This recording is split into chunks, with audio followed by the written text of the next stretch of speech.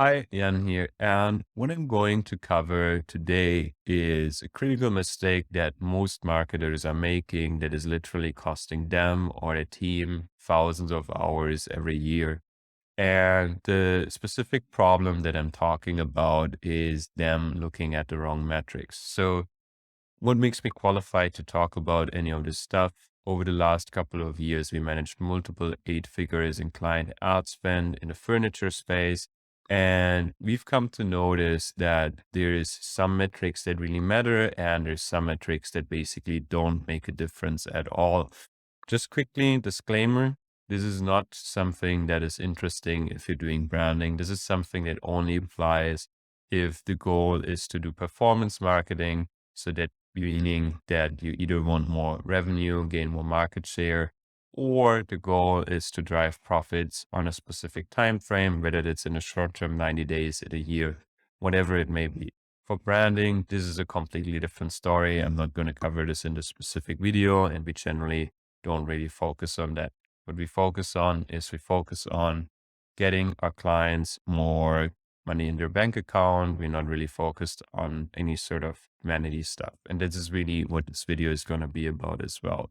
So if you're running campaigns for the furniture industry or in the furniture industry, you're going to feel like you should be controlling things as much as possible. And especially if if you have a high CPA, you feel like you shouldn't just look at your return on ad spend or your cost per purchase, because at the end of the day, while that may be the outcome that you're looking to achieve, if you have a break-even CPA of 900 USD, 900 euros, whatever it may be, you really feel like you should be looking at other stuff as well, because a lot of the times, and our experiences is actually valid and true to an extent, you can expect things to work or not work based off other metrics that don't have as high of a cost as the ultimate outcome that you're looking to achieve. So generally, if you look at how much it takes to actually get significance and to be able to make an appropriate decision, and you look at how much a furniture store with a higher CPA would be spending on testing, it just doesn't make any sense, because you want to be as efficient as possible. So this is potentially a very big lever. And even if your CPA is lower than the number that I just threw out, even if your CPA is $20, $50, whatever it may be, it's still something that is worth looking at, because in our experience, people in general are massively overspending on their testing, and it's costing them heavily in regards to the bottom line. However, that being out of the way, so saying that this is valid to an extent, there's a flip side to the coin. And that is, if you control the wrong things, the consequences actually may be fatal. Because most people have this misconception where it's about controlling things as much as possible, or, for example, working as much as possible, working as hard as possible. So looking at all the possible metrics because they may mean something. In reality, one of the main things that really makes a difference for someone's success in a work environment, the success of a marketing campaign, et cetera, is what to actually do instead of how much of it to do, because the what has much more leverage. And the reason why that is the case is because, well, if you're looking at things the wrong way, you can actually do damage, because your judgment may be clouded, and also more you work, your judgment may be clouded as well. But also, if you work on something that doesn't make a big difference, you won't actually have enough times to do the things that really matter. So basically the concept of opportunity cost, where you can do things that have much more leverage instead, but you're focusing on something that has fairly low leverage. With trying to control the wrong metrics, doing damage applies, because actually you're looking at something that doesn't have any sort of impact. There's this concept from the author, Daniel Kahneman. Maybe I mispronounced his name. I do think he's a psychologist. I'm not 100% sure. But the book is called Noise, and it talks about this concept of people making decisions based off metrics or values or heuristics, rules of thumbs, that don't necessarily make sense. And because of that, their judgment is being clouded and they aren't as effective as they could be. So what is an example of that? If you look at a job applicant and people's performance in the workplace and trying to determine that upfront, one thing with that is that there has been a lot of research done on what actually determines how well someone is going to perform in any sort of work environment. So you can actually look at these metrics, and based on these metrics, you could build an algorithm. That's actually something that we did internally. However, if you look at an applicant and before you don't have a very clear profile, you don't have a way to assess the candidate properly, you're gonna revert to most likely how confident is this candidate and what their track record is. And while those things matter, at the end of the day, there's things that matter a lot more. And especially with confidence, it's not really something that works. It's generally a rule of thumb where people look at this because if someone's great, they would be very confident. However, someone who works a lot, maybe they don't come across as super confident. So it's something that is not really related to the ultimate outcome that you do want to achieve. And because of that, mishires would be made in the recruitment process. And the funny thing that they found with this book is actually the rules on repeat decisions. So decisions that have to be made on an ongoing basis. For example, recruitment. For example, do I turn this ad on? Do I leave this ad live, etc., etc.? What you'll see is that, or what they found is that rules generally heavily outperform humans significantly with these kind of decisions. Obviously, if it's a one-off kind of decision and there's no body of research that you can revert back to, you kind of have to rely on these heuristics and you have to look at data that may not actually be that related. And then that's kind of where humans come into play and also with putting these systems into place in the first place. Because if you look at your ad account and or your reporting, when your team is reporting to you, agency is reporting to you, or whatever it may be, and you make decisions on metrics that don't make sense, what is going to happen is things will be turned off or scaled down that may actually be working very well, but also, or may wind up working very well, but also you can scale things up or leave things live that won't work. So overall, just burning money and it's not a good situation to be in. And the best way to overcome this is to understand the noise concept that I previously talked about, and then to ask yourself what the end outcome is that you're actually looking to control. So, for example, when you're doing performance marketing, it's either about the profits generated or the revenue generated at break even in order to optimize market share and grow faster than the competition, have higher unit volume than the competition, and because of that, be able to offer lower prices because you can get better terms with your suppliers. So at the end of the day, it's metrics that should be related to cost because profits are related to cost and revenue. So you basically only need to look at the cost, not necessarily at percentage values. And how to get statistical significance of that is to actually look at ad spend.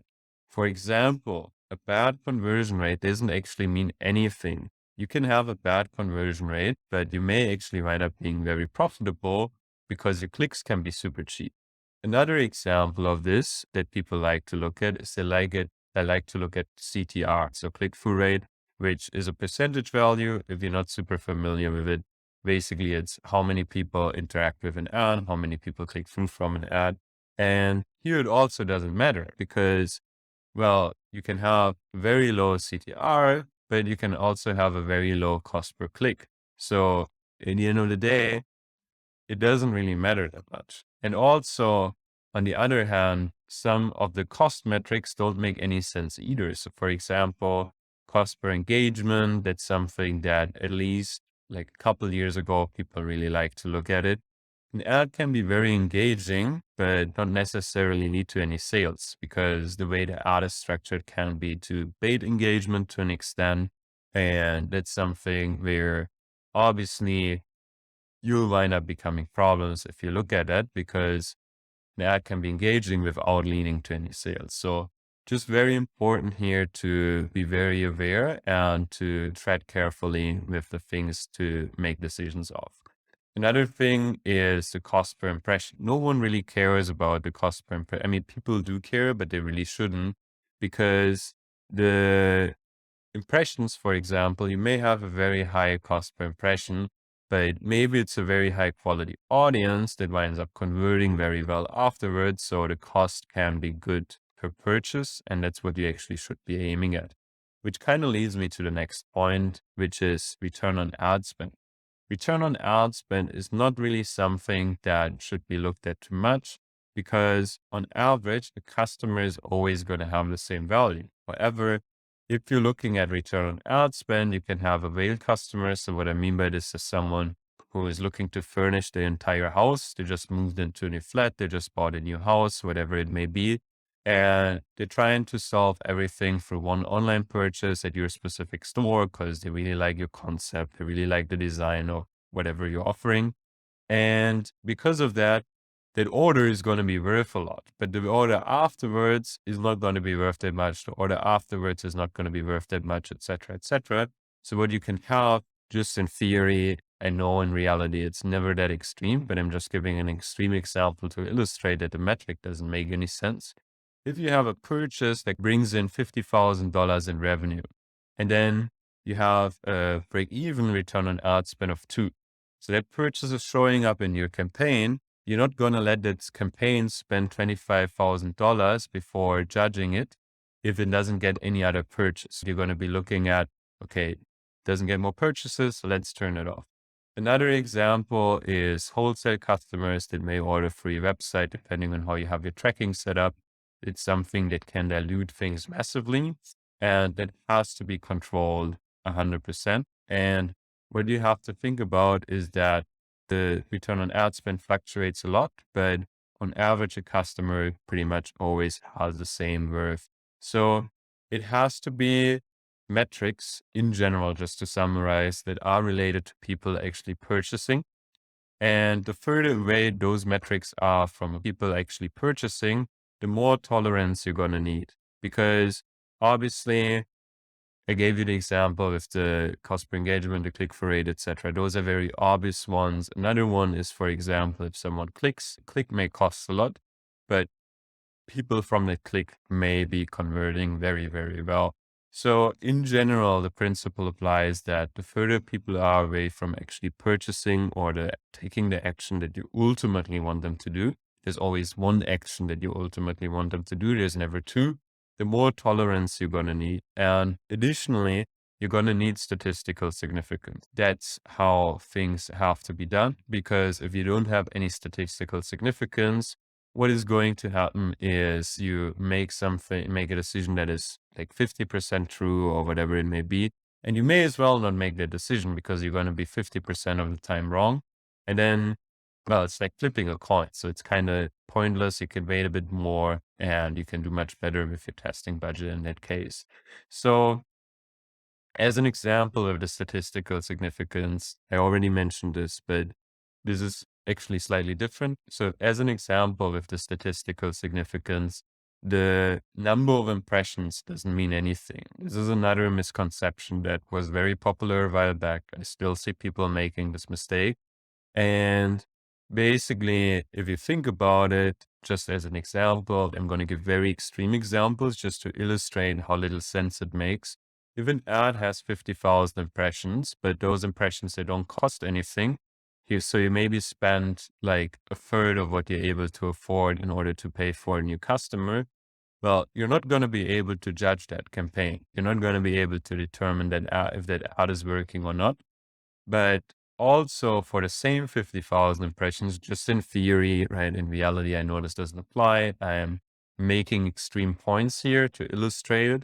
But if you spend 100 times how much you're willing to spend in order to bring on a new customer on those 50,000 impressions, you actually would have been able to judge it much, much earlier on. Like even if it just would be 100 impressions and you would have that much spend, it wouldn't really matter. So what we have is we have developed a system over the course of spending multiple eight figures for clients in the furniture space. to determine the right metrics because we have all this data that we already looked at. And based on these right metrics, we determined a set of rules that can be applied to any ad account.